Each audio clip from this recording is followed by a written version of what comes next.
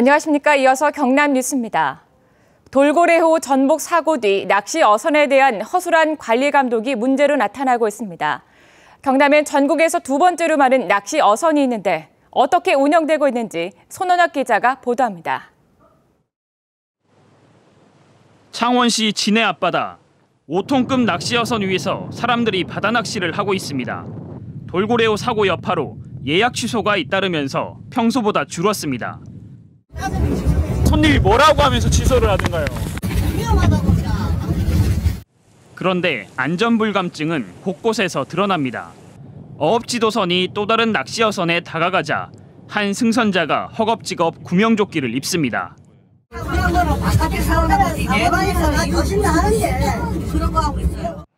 기상 악화에도 무리한 운항을 하는 것은 어디에서나 비슷한 상황입니다.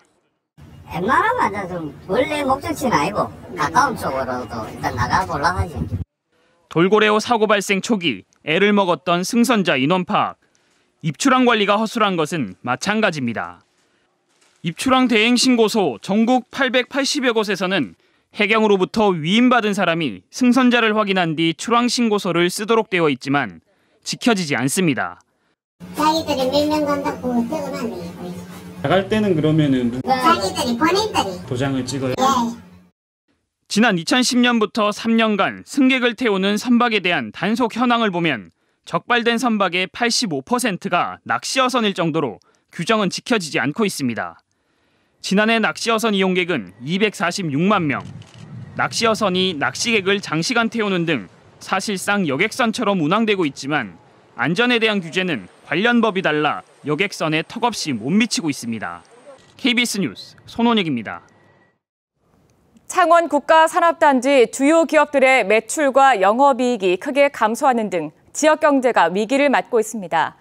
하지만 불황 속에서도 공격적인 시설 투자와 고용 창출을 하는 기업들이 있어 새로운 활력을 불어넣을지 기대받고 있습니다. 오종호 기자입니다. 지난 40여 년 지역 경제를 이끌어온 창원산단이 위기를 맞고 있습니다. 지난해 창원 지역 상장사들은 매출이 전년도보다 줄었고 특히 코스닥 상장 기업은 영업이익이 90% 이상 감소했습니다. 이 특수광업체는 6만 8천여 제곱미터의 땅을 새로 매입해 고부가 가치 스테인리스강 생산을 확대할 계획입니다. 새 공장이 내후년부터 본격 가동하면 200여 명의 신규 고용 창출도 가능합니다. 성장 동력을 찾기 위해서 기업은 지속적인 투자를 해야 된다고 보고 우리가 그동안 진입하지 않았던 고부가가치 제품 시장을 LG전자도 투자에 적극적입니다. 창원 1공장에 2천억 원을 투입해 20층 규모의 R&D 센터를 만드는 데 이어 창원 2공장에도 다음 달 250억 원을 투입해 시스템 에어컨 시험동을 착공합니다. 이와 함께 세방전지와 주식회사 위딘, 대건테크 등 다른 기업들도 기술력과 시장 확대 의지로 생산시설을 확장하고 있습니다. 산업단지 활성화는 물론 일자리 창출과 지역 경제 활성화에 크게 기여할 것으로 불황 속에서도 공격적 투자에 나선 기업들이 움츠러든 창원산단과 지역 경제에 활기를 불어넣고 있습니다. KBS 뉴스 오종우입니다. 올 하반기 경남 지역의 채용 박람회가 오늘 창원을 시작으로 권역별로 열립니다. 경남도와 창원시는 오늘 창원 컨벤션 센터에서 117개 기업이 참가하는 중부권 채용 박람회를 엽니다.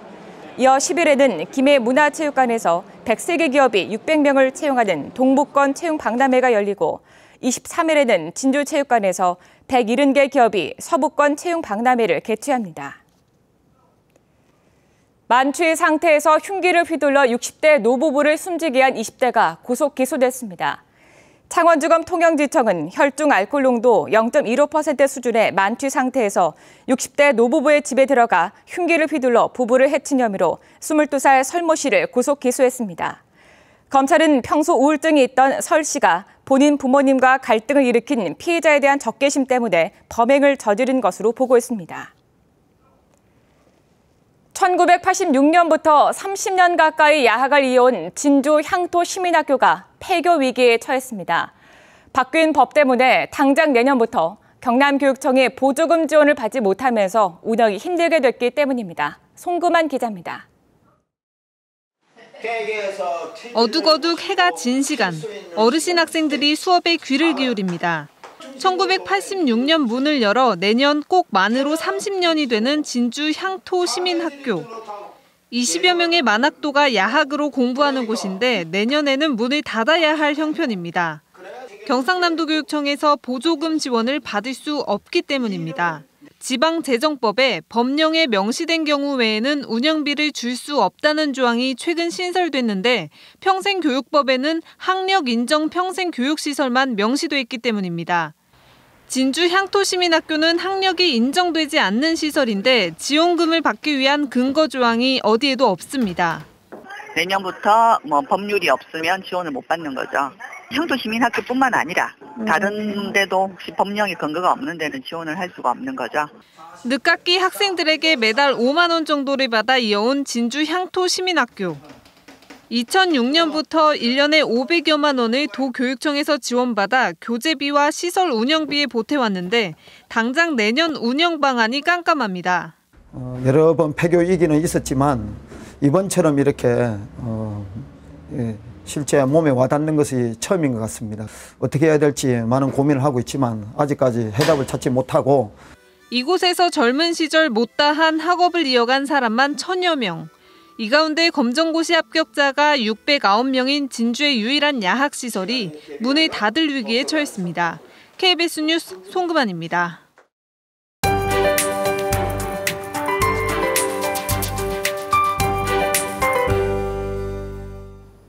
오늘은 본격적인 가을이 시작된다는 절기 백로입니다. 절기에 맞게 아침 저녁으론 선선하고 낮 동안 기온이 빠르게 오르겠습니다. 그만큼 일교차가 크게 벌어지니까요. 출근하실 때 얇은 겉옷 하나 챙기시기 바랍니다. 오늘은 동해 북부 해상에 위치한 고기압의 영향을 받겠습니다. 하늘빛도 깨끗하겠고 미세먼지 농도도 좋음 수준까지 오르겠습니다. 동부 지역입니다. 현재 기온 살펴보면 창원이 17.1도로 어제 같은 시각보다 조금 낮게 출발합니다. 한낮엔 밀양이 28도, 창원이 26도로 예상됩니다. 또 창원을 비롯한 동부 내륙과 해안 지역엔 바람도 약간 강하게 불겠습니다. 안전사고에 주의하시기 바랍니다. 서부 지역도 맑고 일교차 큰 날씨가 예상됩니다. 오늘 하동과 진주가 28도로 어제와 비슷하겠습니다. 위성영상 보시면 우리 지역에는 화창한 하늘빛이 드러나 있습니다. 하지만 일부 내륙엔 엷은 안개가 남아있는 곳이 있으니까요. 교통안전에 주의하시기 바랍니다. 현재 먼바다를 중심으로 풍랑주의보가 내려진 곳이 많습니다. 물결은 최고 4m까지 매우 높게 일겠고 너울성 파도가 방파제나 해안도로를 넘는 곳이 있겠습니다. 이번 주는 전형적인 가을 날씨가 이어집니다. 맑은 하늘 속에 일교차도 크게 벌어지겠습니다. 기상정보였습니다. 함안군이 일반 농산어촌 개발 사업에 선정돼 기반시설 확충 등 7건에 150억 원을 지원받습니다. 합천군은 옛 군청 제2청사를 리모델링한 육아 종합지원센터를 개관하고 창원대학교에 맡겨 시범 운영을 시작했습니다. 산천군이 추석을 앞두고 오는 30일까지 공직기강 특별감찰을 실시해 접대 골프와 금품 수수 등을 집중 감찰합니다. 의령군 의병박물관에서 오는 13일까지 미래창조과학부가 지원하는 찾아가는 종합과학관이 운영됩니다. 제1회 법원의 날을 맞아 어린이 모의 재판이 어제 창원지방법원에서 열렸습니다. 어린이 모의 재판에서 창원 지역 8개 초등학교 학생들은 판사와 검사, 변호인, 피고인 등을 맡아 스스로 작성한 형사사건 대본에 따라 재판을 진행했습니다. 법원은 지난 1948년 우리나라가 미군정에서 사법권을 이양받은 9월 13일을 법원의 날로 정하고 올해부터 기념하고 있습니다. 부산시 상수도본부가 남강댐물 부산 공급을 위해 진주에 사무실 설치를 진행합니다. 부산 상수도본부는 남강댐물 부산 공급에 앞서 경남 서부권 반대 여론 해소를 위해 진주에 사무소를 설치하고 직원 한두 명을 파견하기로 했습니다. 정부와 한국수자원공사는 지난 2009년과 2011년 타당성 조사를 통해 남강댐물 하루 65만 톤과 강변 여가수 하루 68만 톤을 개발해 경남 동부권과 부산에 공급하는 광역 상수도 계획을 확정한 바 있습니다. 부산 진해 경제자유구역청이 올해 외국인 투자 유치 목표에서 52%를 달성했습니다. 부산 진해 경제자유구역청은 지난달 말 기준 올해 투자 유치 실적이 21건에 6,500만 달러로 목표액인 1억 2,500만 달러 대비 52%를 달성했다고 밝혔습니다. 경자청은 경남 지역 남문지구와 웅동 물류지구의 12개 업체 4,700만 달러 규모 협상을 추진하고 있습니다. 또 부산권에도 4천만 달러 투자를 협상 중이어서 올해 투자 유치 목표를 무난히 달성할 것으로 전망했습니다. 경남에서 현장에 출동하는 소방관이 기준보다 40% 이상 부족한 것으로 나타났습니다.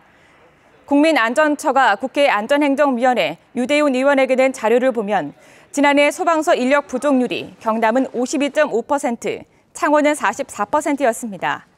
특히 창원 소방본부는 인력 부족률이 2013년 33.3%에서 지난해 44%로 10%포인트 이상 늘었습니다. 지금까지 KBS 뉴스를 마칩니다. 고맙습니다.